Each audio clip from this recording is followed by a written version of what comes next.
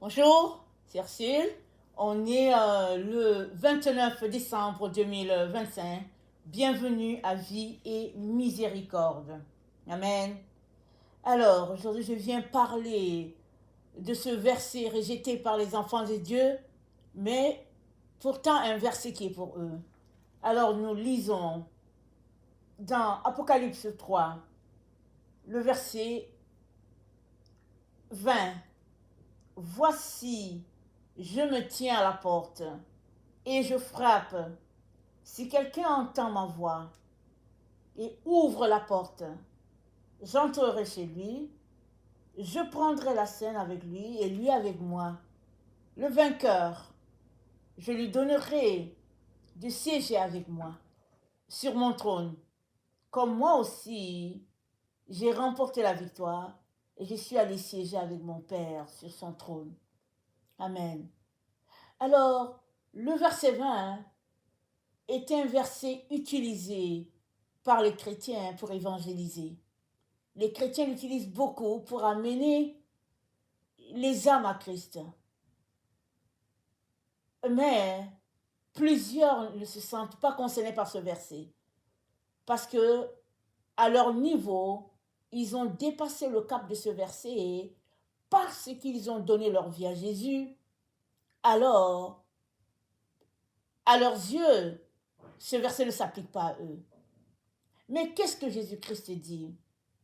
Il dit, je me tiens à la porte et je frappe. Si quelqu'un entend ma voix et ouvre la porte, j'entrerai chez lui, je prendrai la scène avec lui et lui avec moi.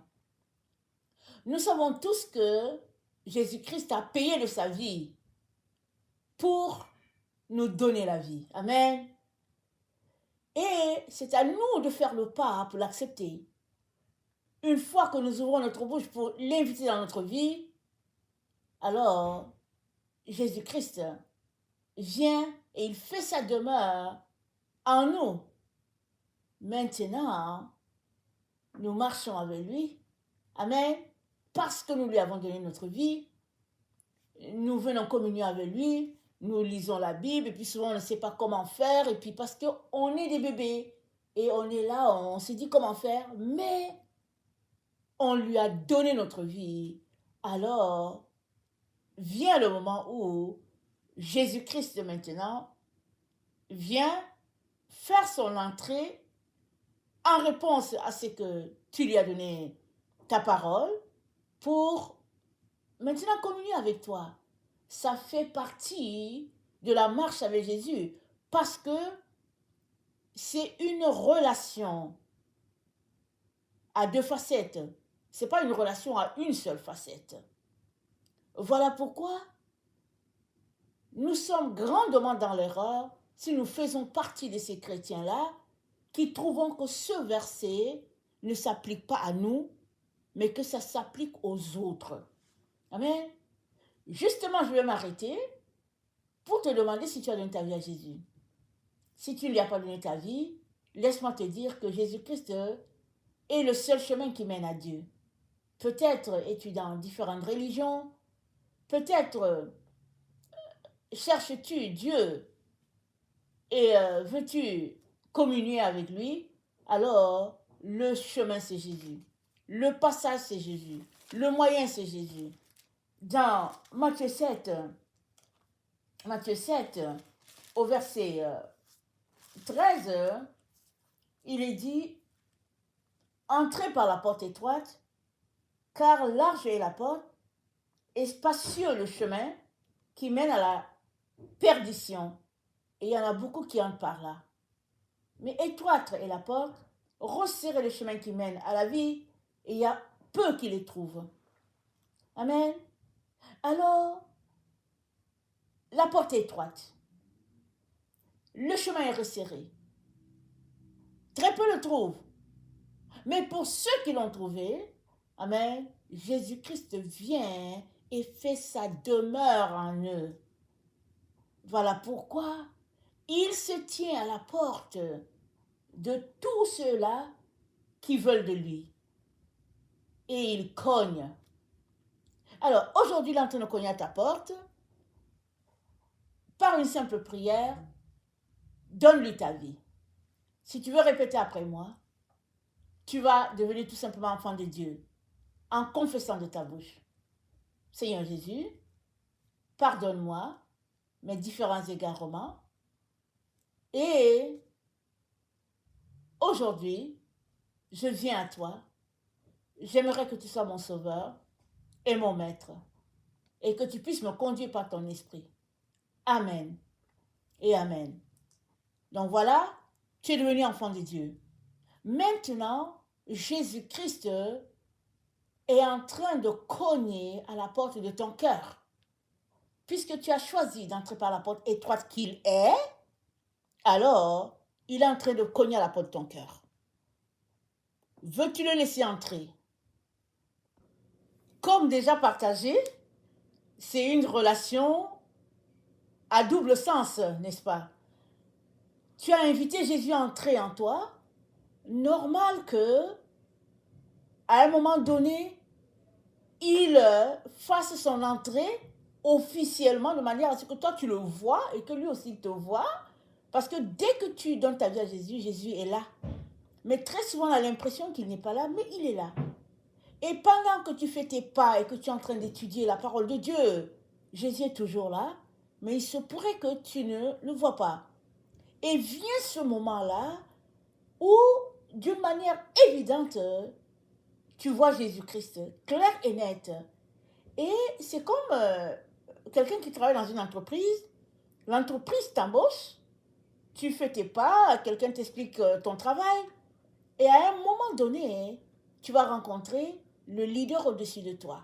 Soit il va te dire qu'il est satisfait de ce que tu fais, il va te donner plus de responsabilités, soit il veut clarifier les choses, mais à un moment donné, tu vas rencontrer celui-là qui est au fait le plus proche de toi comme ton leader. C'est comme ça que ça fonctionne dans le royaume de Dieu, et même beaucoup mieux. Alors, c'est normal que Jésus-Christ soit à la porte de chacun de nos cœurs pour dire « Je cogne ». Première question, est-ce qu'on entend? Souvent, on n'entend pas. On est très occupé par les choses de la vie. Télévision, cellulaire, nos affaires à nous, on n'a pas le temps d'entendre. Et si on entend, est-ce qu'on est prêt à le laisser entrer? Souvent, on n'est pas prêt parce que la maison est sale, c'est pas propre. En tout cas, pour toutes sortes d'affaires, on n'est pas clean. Mais Jésus-Christ vient pour t'aider à tout mettre en place parce qu'il veut faire de toi son sanctuaire. Et il nous l'a dit, il a dit, celui qui demeure en moi et en qui je demeure porte beaucoup de fruits. Alors, celui qui demeure en moi, c'est que tu fais ton entrée, tu appelles Jésus-Christ dans ta vie, donc tu décides de demeurer en Jésus. Alléluia. Maintenant, il est important que Jésus-Christ aussi puisse demeurer en toi. Et il demeure en toi à travers le Saint-Esprit. Et ça, cette réciprocité doit se passer. Il est donc très important que si tu fais partie des gens qui croient que ce verset, c'est pour les nouveaux chrétiens, laisse-moi te dire, ce verset est bel et bien pour toi et à tous les jours. À tous les jours, Jésus-Christ veut faire un pas de plus dans nos vies pour nous équiper parce qu'il est le bon berger. Et le bon berger prend soin de ses brebis. Amen. Et il les nourrit et il leur donne tout ce dont ils ont besoin afin qu'ils ne puissent manquer de rien. Amen. Alors je t'encourage à laisser Jésus-Christ entrer alors qu'il veut aller plus loin avec toi. Et l'exemple qui me vient, c'est celui de les disciples sur le chemin d'Emmaüs. Alors, ils ont entendu que leur sauveur est mort, ils n'ont jamais entendu qu'il est ressuscité. Jésus-Christ était ressuscité. Et Jésus-Christ est venu marcher avec eux, et ils ne savaient pas que c'était Jésus. Et Jésus-Christ, afin de continuer son chemin, ils ont invité Jésus à venir chez eux. Et alors que Jésus-Christ était en train de rompre le pain, leurs yeux se sont ouverts et Jésus-Christ a disparu. Et ils sont retournés pour dire aux gens, il est effectivement ressuscité. Alors cet exemple nous montre que, oui, Jésus-Christ est ton sauveur et ton maître, alléluia, mais il aimerait demeurer en toi quotidiennement, et cela prend un point de départ, qu'il cogne à ta porte et que tu entendes et que tu le laisses entrer. Amen. Alors, j'aimerais que 2026, n'est-ce pas, soit un point de départ pour une nouvelle relation avec Jésus et commence déjà aujourd'hui, ce 29 décembre 2025, commence déjà à le laisser entrer. Alléluia et Amen. Et Amen. Dans Jean 15, au verset 6, Jésus-Christ dit, si quelqu'un ne demeure pas en moi, il est jeté dehors. Comme le sarment, il sèche. Puis on ramasse les sarments et on les jette au feu et ils brûlent. Et il dit, si vous demeurez en moi et que mes paroles demeurent en vous, vous porterez beaucoup de fruits. Pour que Jésus-Christ puisse demeurer en chacun d'entre nous, ça prend que on puisse le laisser entrer quand il cogne. C'est sa maison. Tu es son temple. Il peut entrer, il peut cogner à tout moment. Il faudrait que chaque fois qu'il cogne, que tu sois prêt à le recevoir. Il ne faudrait pas que tu sois distrait à quelque part. En train de dire, Jésus-Christ, attends un peu, je finis cette émission. Non, non, non. Apprenons à être sensibles à sa présence et surtout à demeurer dans un flot de communion avec lui, peu importe le moment de la journée. Si c'est la nuit, alors que tu dors, il est important que tu sentes que Jésus-Christ est là et que tu puisses lui ouvrir.